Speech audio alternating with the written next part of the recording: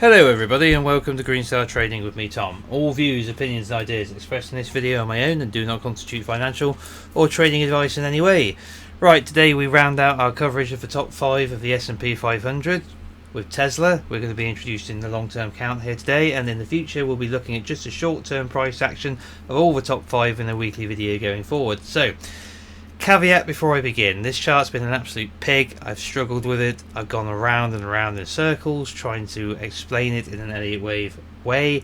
I've settled on a primary count. It's the best I can do, but it doesn't mean I'm happy with it. There are issues with correction lengths at the same wave degrees. Issues with lack of alternation. There are issues with the kind of corrections we would expect to find in certain Elliott wave positions. It's just a bit of a mess overall now. I can't speak as to why that is.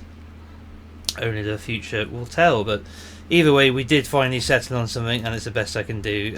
Geometry wise, it's been a bit of a nightmare on the longer term, trying to figure out what we're looking at and trying to make it fit. So if you're new to the channel, before we introduce the Elliott wave count, when we're covering a brand new asset, we like to go through the motions of how we came to the conclusions we came to. So I like to start with the 60 and the 250 exponential moving averages available on the weekly time frame, just to get an idea of how deep the corrections we're dealing with were and how long these corrections occurred for. So we can see a break of the 250 exponential weekly moving average here in April of 2019.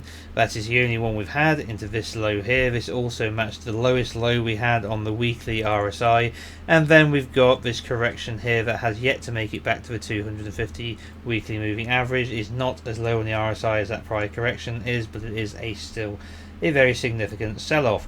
Whenever you break the 60 exponential moving average, that is a sign that you have likely completed an impulsive or emotive structure move to a high, and you are now correcting for a period of time, moving back and forth through and above and below the 60 exponential moving average. So we can see here we have a wave here where we move up and below it, then we trend above it until we break below it and eventually come down to the range of the 250.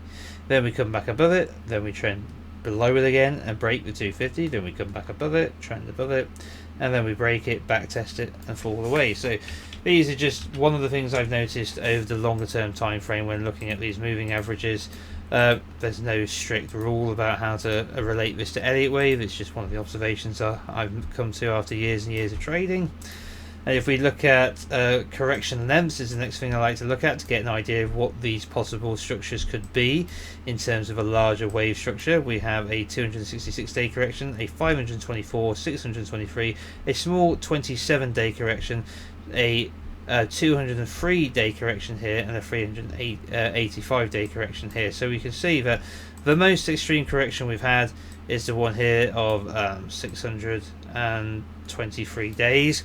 You'll have to excuse the chart if it's blipping a little bit. The internet's been dropping out in and out all day at the moment. We're having some pretty extreme weather in parts of the UK here at the moment. It seems to be affecting my internet access, but we'll muscle on as best as we can. So these are the two largest corrections we've come across, and I'm just going from the highs to the lows in time. The next most significant is the one we're currently in, and we don't know if it's over yet or not. Could be. I don't think it is personally, but it could be. I do feel some kind of upward move is on the cards in the short term, based on what we can see given the bullish divergences we can observe in the momentum indicators at the meantime. After I've looked at the correction lengths, I like to look at the corrections in price, and we can see that our short 20-odd day correction here was actually the largest overall correction we've seen, of 63.83%. The next largest we've seen in size is the one we're currently in, of 59.91%. We've got a 40% correction here, 53.9 here, 51.6 here. So one of the things that we tend to lean into when working with Elliott wave is that larger wave degrees tend to take more time to correct. And as I often say, what you don't correct in time, you correct in price. So we tend to see greater severity at larger degrees or greater time consumption at larger degrees, and often both. However, that is also partially dependent upon the wave structure itself within that given correction. Is it a sideways structure with a new price extreme or a return to prior highs, or is it a sharp and violent correction like a zigzag? this is something that we can sometimes become a little complacent with our expectations regarding where we expect to see these corrections positioned. This is a chart which does not really respect those expectations. It's just the way it is sometimes. Now, I'm sorry if that didn't make any sense. I assure you it did, but let's move on. We've looked at time, we've looked at length. The next thing I like, and we've looked at our moving averages. The next thing I like to do is just have a look at the indicators over the longer time frame, combined with some predictive ideas about the possible position of likely wave freeze. Okay, because once I feel I've identified a move back, and then a move higher, I'm saying it's a wave free. So you have to remember that a C wave is a third wave, just like a wave free is a third wave. So we are talking a third wave one way or another, aren't we? And if we're being impulsive, it would be a wave free. That is what I'm leading into. So whether you're saying 1 2 1 2, okay, or whether you're saying 1 2 3, we're talking about being in some form of third wave. So we're looking for freeze within the third and potentially the top of that third wave. So if we come all the way out to the monthly time frame first and bring up our momentum indicators, the peak of the momentum here in the MACD with our signal on the average here, although declining in our histogram, as with our relative strength, is declining into a bearish divergence as our OBV continues to tick higher off of that accumulated bullish volume. We get this as our peak. This is the natural price high and the most likely candidate for a larger wave free to have completed. That's an assumption, admittedly, but that's the best assumption I can make given the depth and scale of the correction which has ensued. Prior to that, we have a lower high on the MACD, but stronger here coming into the peak on the histogram, lower here with divergence on the RSI, higher on the OBV. This fits nicely on the weekly time frame as the higher high on the MACD, coming off a back of divergence again in the RSI. So this is a wave free of a smaller wave degree, is my suspicion. Okay, and then if we come down to the daily time frame, we can see that we have another peak in the RSI here, and a MACD here, and the OBV here. Now let's come back to that weekly for a moment.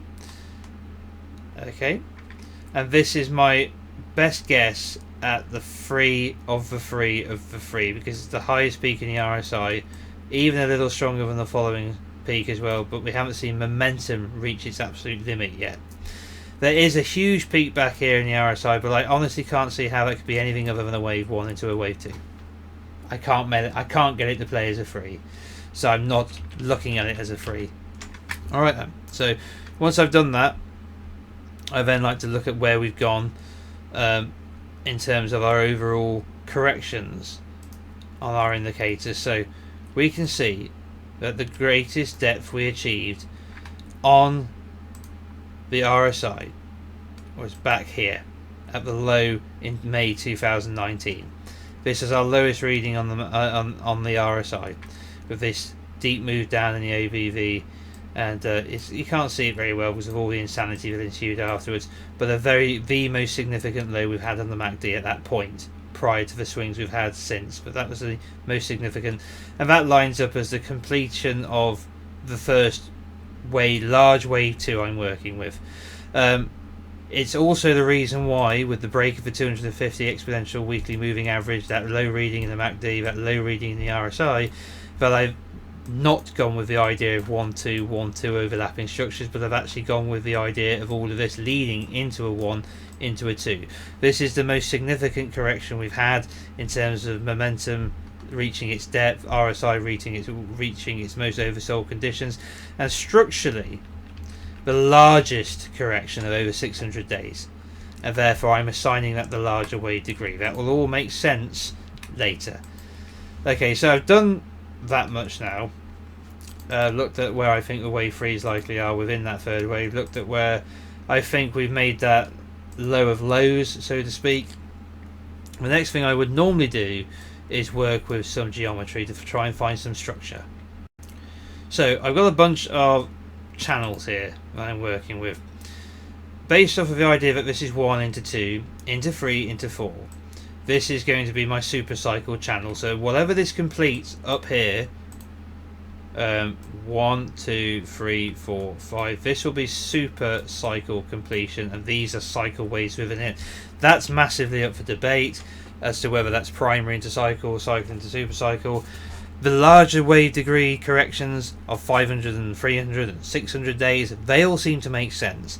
The sub-wave corrections inside don't make any fucking sense at all, just because of the volatility. Pardon my language, but okay, 600 odd days, 20 odd days. You take my point.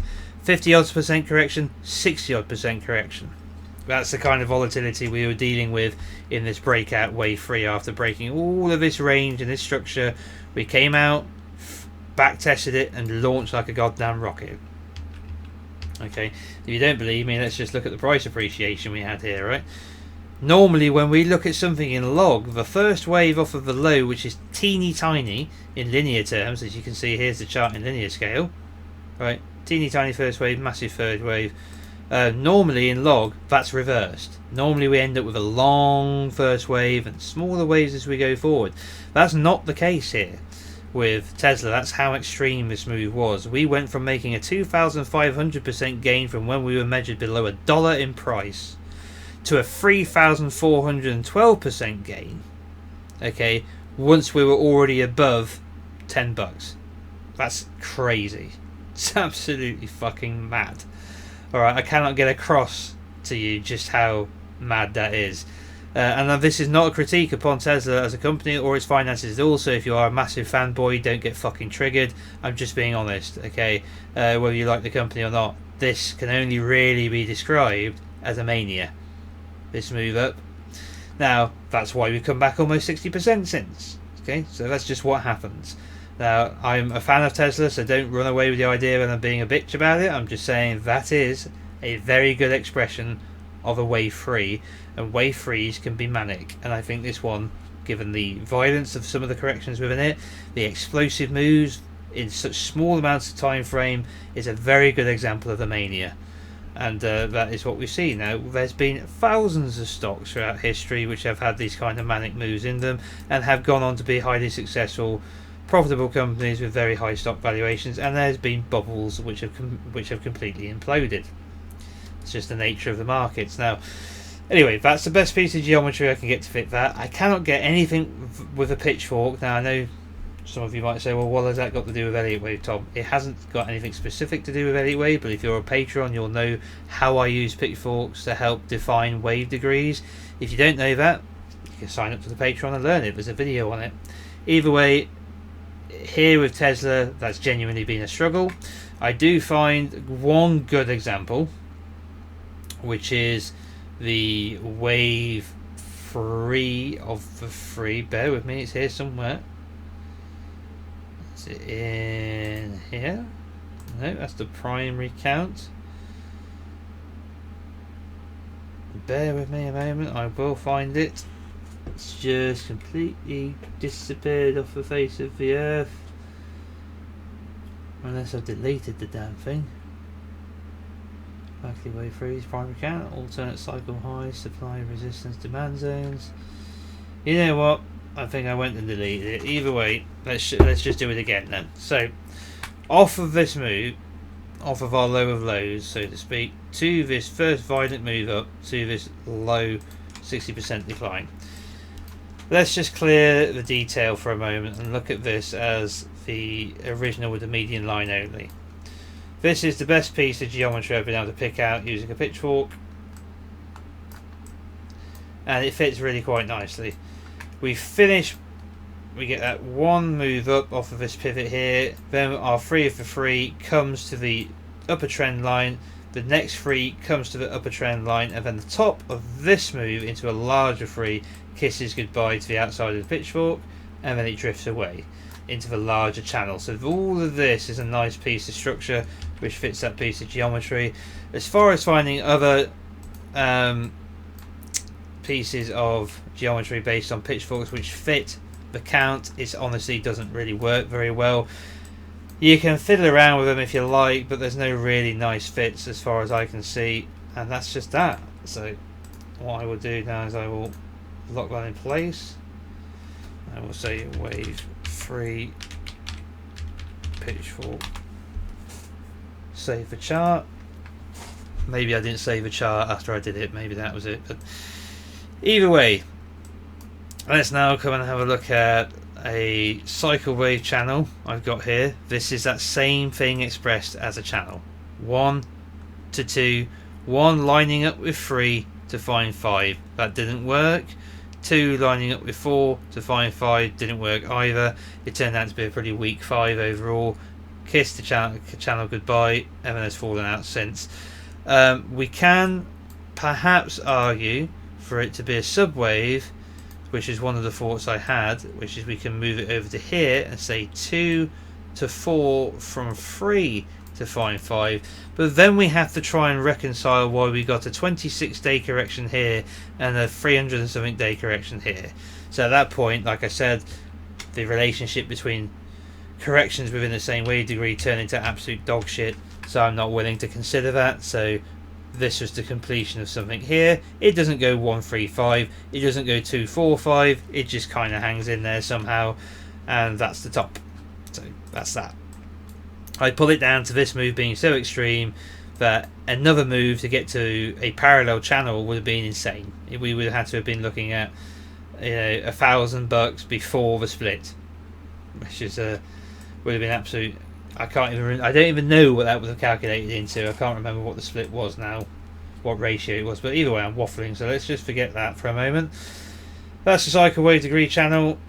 I came across one very weird interaction where I took this pivot here as a pitchfork. Now you might say, well, that's nothing, Tom. You've got a low, a higher high, and then a higher low. It doesn't look as a running flat. It doesn't count as 3 3 5. It doesn't have any real structure that makes it look like a flat. It could at best be a complex sideways combination, but for some reason it just took an interest, because when we take this pitchfork, we get some nice preemptive play with the median line, okay, as resistance and support.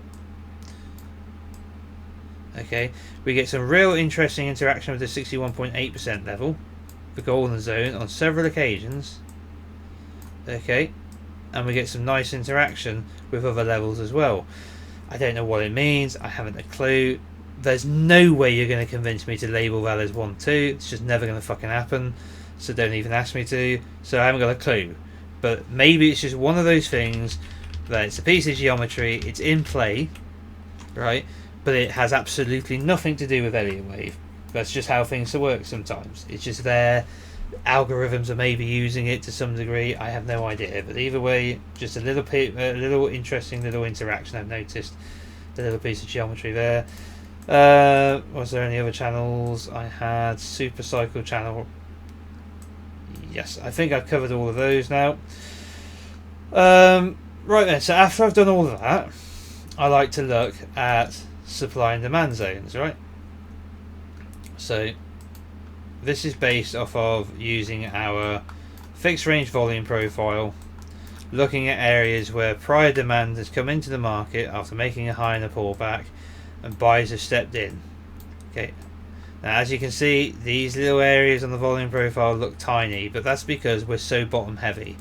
The breakout of that range means that everything else on the volume profile looks like it barely exists until we get to here. Right? That's just all of this. Multiple years of going sideways, right? That's where all the trading is. So relative to this, all of this move is really, really thin. This huge move up is really, really thin.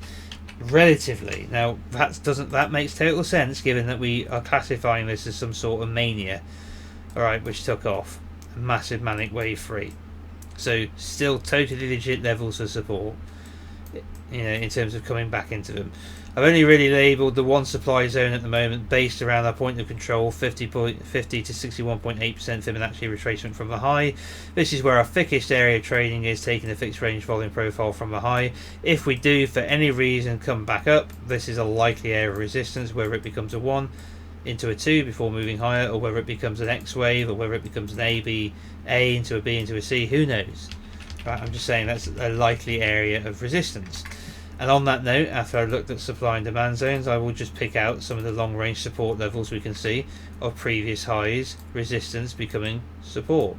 as we can see here at 167.50, resistance and back tested, resistance becoming support at 119.76, high here, resistance becoming back tested, support at 62.99. So we've got these long-term levels of support here. Okay, and then obviously I'll look at some resistance in the local vicinity of the price as well. So prior lows being tested, prior lows being back tested, and prior lows being back tested, and prior highs which are still yet to be broken. So we've got serious levels of resistance here: 211, 260.26, 315.92. Get that on the charts, just a bit of extra detail for when we're navigating. And then at that point, I think it's time now to come in and have a look at the count. Is there anything else I want to discuss that I've neglected before we do? Yes, actually, sorry, there is. Obvious head and shoulder structure here at the high. It's not absolutely perfectly parallel flat neckline, but we can see that it's basically this high becoming trendline support here, here, here, here, and then becoming resistance here and breaking lower. So we ended up with a head and shoulders pattern, or a cock and balls pattern if you're a bit immature. But either way, you know, if you don't know what this is in an Elliott wave terminology, I've got a video on the Patreon where I cover every single market structure you can think of: rising wedges, falling wedges, head and shoulders, inverse head and shoulders, cup and handles, pennants, flags, blah blah blah, and explain them all in an Elliott wave way. Quite a popular video, that one. But head and shoulders is 3, 4, 5 ABC. It's ABC, ABC, or it's, you get the idea. Like I said, it's basically a motive structure into a corrective structure, a corrective structure into a corrective structure, a corrective structure into a motive structure. It's a 3-wave swing followed by a 3-wave swing, which either becomes a 5-wave swing or remains a correction. So, and there's a couple of other interpretations, but essentially it's the end of something and the start of something. Okay, and vice versa. You come down in the end of something and then the start of something coming out of it, and that's what a head and shoulders is from an Elliott wave point of view. Other than that, am I just buying time before I have to put the count up? Oh, I don't think there's anything else now other than the golden zone retracement. That's what it is. So, interestingly, this is a linearly adjusted Fibonacci retracement. This is not adjusted to log scale. So from the high, we've come back exactly to the golden ratio, to the tick, right? 61.8%, and we've stopped currently. We don't know if this is 1 and 2 out of here, could be, or if this is just a temporary blip because we've come back to horizontal support. Right, we pointed out that support level. We've come back into some demand, and we've come back to long-term support at 167.50, which happens to coincide perfectly with the 61.8%. ratio, the golden ratio, and we've got bullish divergence on the lows here. So it all feels like we want to at least do something like that to backtest resistance before any further move lower. That's just a hunch I've got at the moment. But enough of that, let's come in now and have a look at the actual count then, shall we? Alright, here we go. Right, so here's the count, the best I can make of it. For some reason that has not gone off of the chart. Why is that? Somehow that's ended up in the primary count. That should not have ended up there. Have I got 2 copies of it? Yes, I have. So we can delete that. 1, 2 primary degree, 1, 2 intermediate degree, 1, 2 minor degree, 1, 2 minute degree, 3, 4, 5 minor degree, 3, 4, 5 intermediate degree, 3, 4, 5 primary degree, 3, 4, 5 cycle degree, 1. And that's how we get up to the top of what will be our largest, deepest, nastiest correction. Not the deepest in terms of price depreciation, but in terms of our momentum indicators. This was the 2 before this huge spike in volume we can see and the eruption of the wave 3. Right. And then we come up here, 5 waves into 1. Like I said, you can go 1, 2, 1, 2, and then this becomes a subwave 3, 4. That's an extremely bullish count. Extremely bullish count.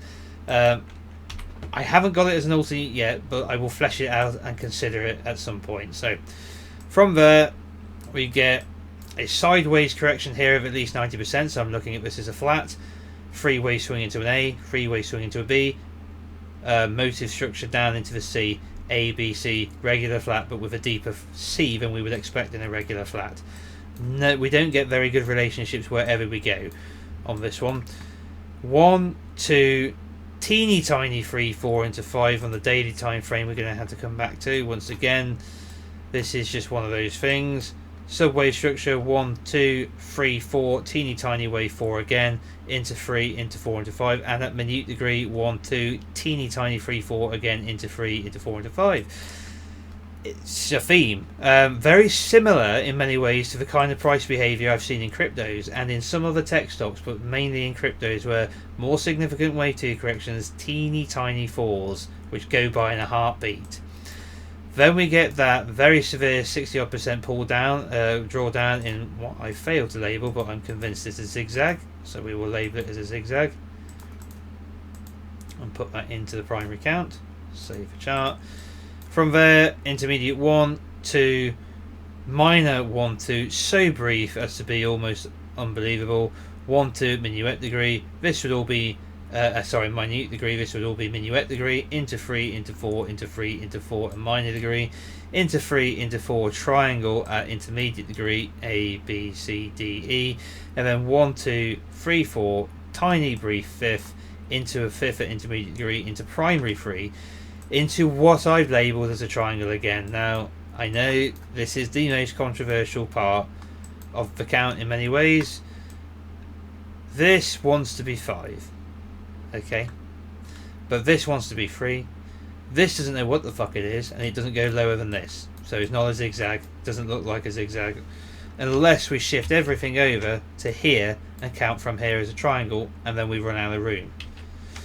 So I've gone A, B, C, this is 3, complex D, into a small e, and then we break out in 1, 2, 3, 4, 5, in once again insanely brief corrections, explosive moves higher, incredibly brief corrections, too brief to want to call them intermediate degree, I know, but we have to reconcile intermediate degree within primary, within cycle degree, and the cycle degree corrections seem to be significantly big enough, everything else below it, it's just random in terms of its scale. Shouldn't be that way, but it just is.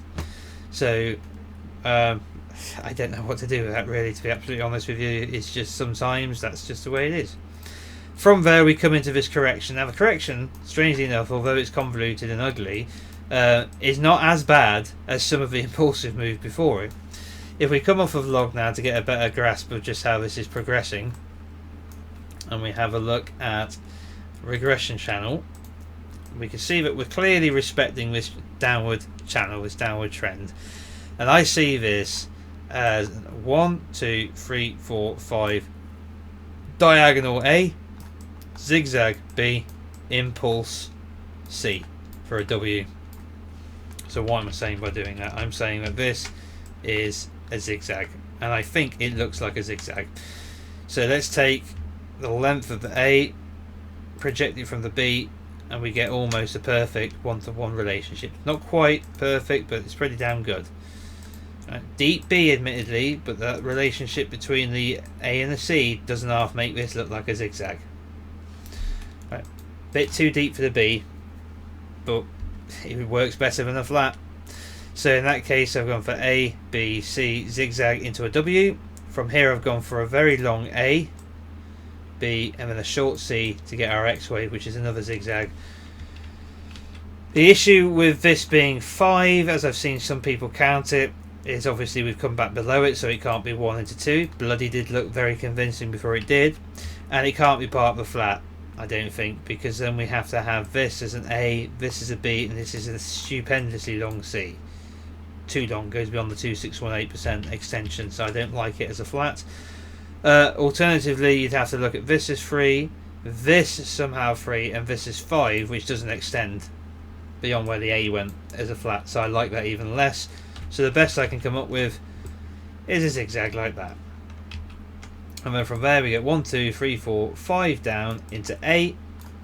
I think excuse me now, some kind of B structure, and then another 5 down into the channel. Maybe you come back to the median line of the channel, and then we come down in the C.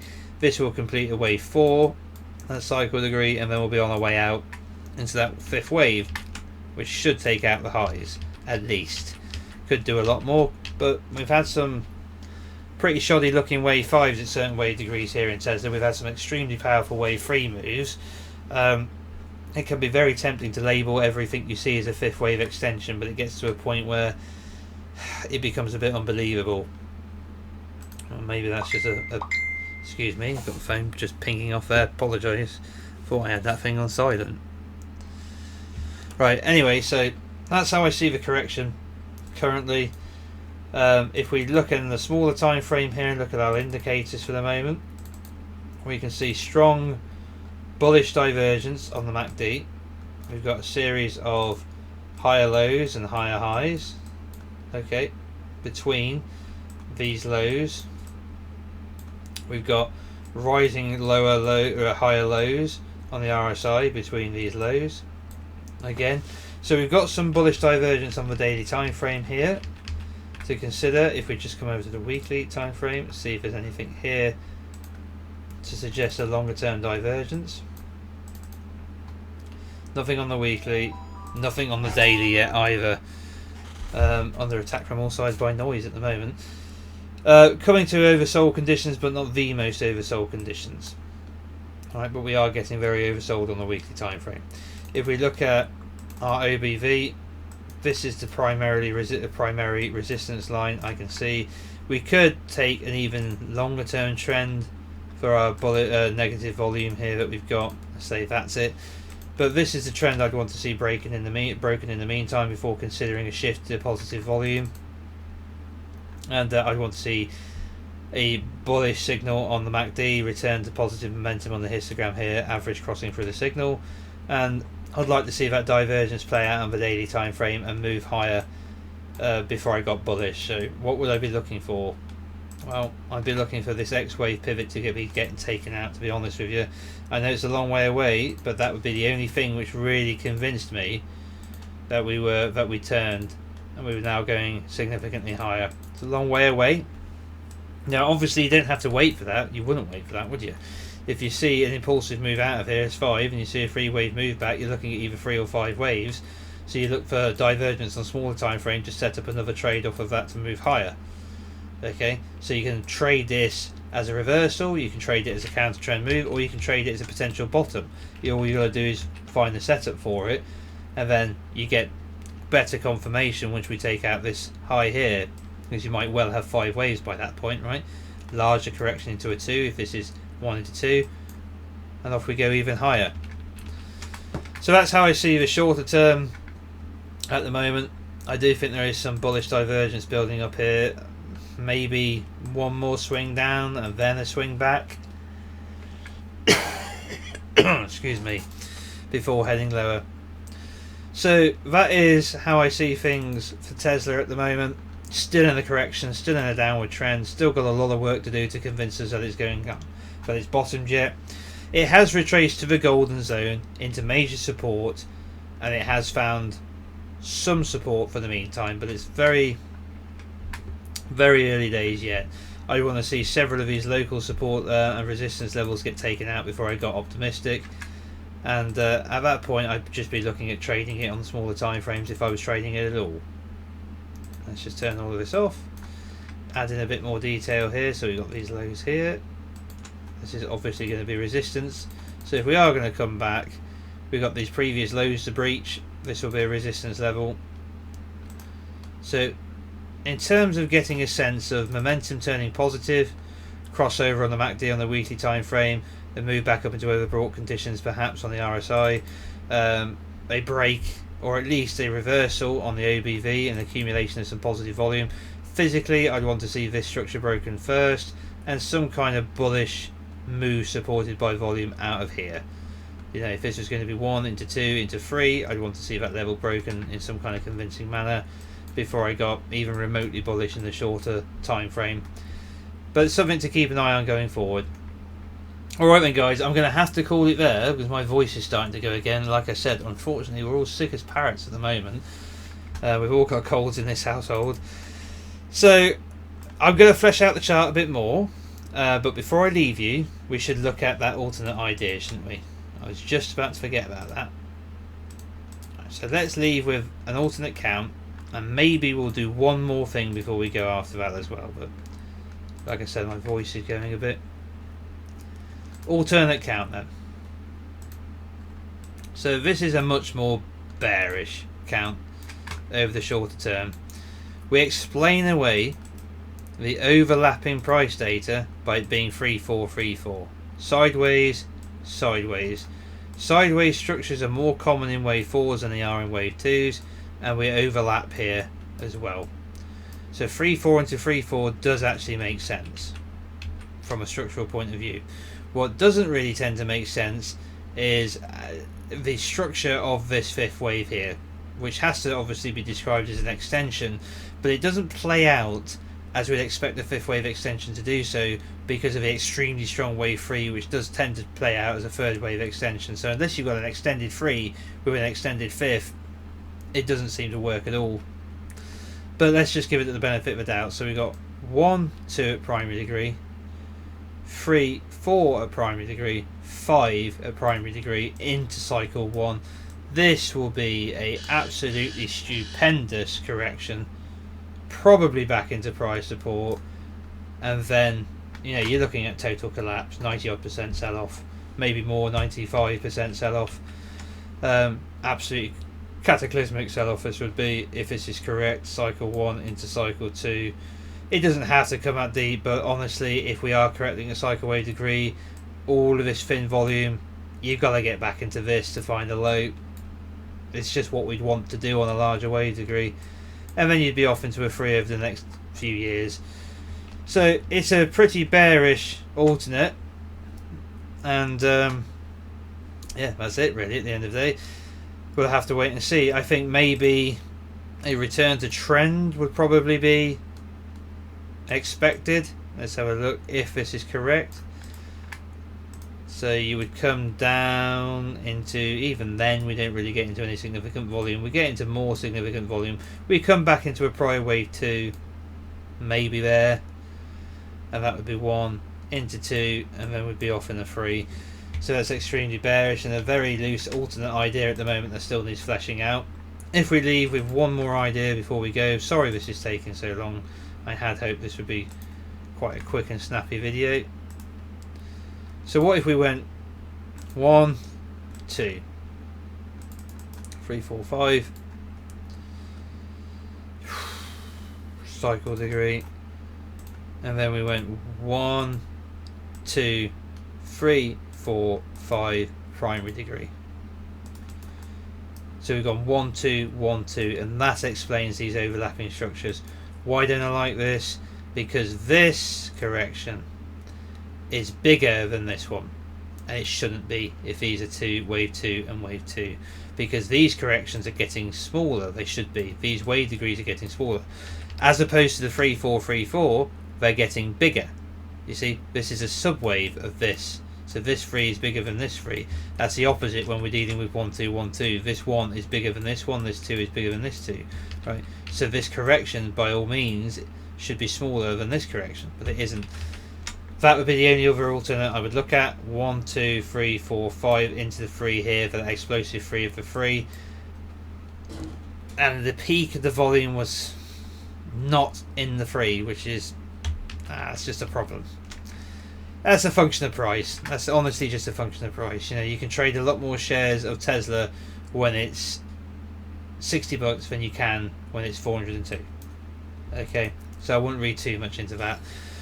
And that would be the last alternate idea I've got. So that's a very, very loose idea. Let's put these two as second alternate. And we'll leave it there, guys. So to sum up quickly before we go, let's bring back up that primary count. Where on earth has it gone? There it is. I believe the best bet I can make at the moment is that we're in a cycle wave 4. It could be primary, but we've labelled it cycle. We're in a double zigzag. We have 5 down complete in an A, or close to complete, maybe one more move down. We will then retrace in a B, and then we will thrust down lower again in a C to complete a WXY correction to complete that wave 4, and then we will move higher at cycle degree into super cycle degree around this channel. Okay, so 1 into 3 to find 5, 2 into 4 to find 5. I don't know whether that's the terminal position of the 4 yet.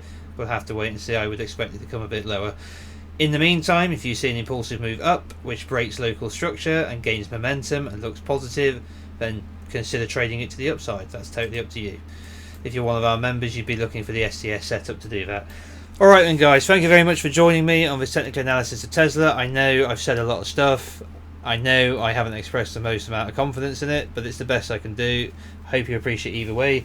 If you're new to the channel and you like what you've seen, please subscribe, smash the like, hit the little bell notification icon to remain informed of future video releases. Feel free to leave us a comment in the comment section below, and as always, a huge thank you to my Patreon subscribers. Your support is massively appreciated, and I'll be back with you guys as soon as possible. All the best. Bye bye.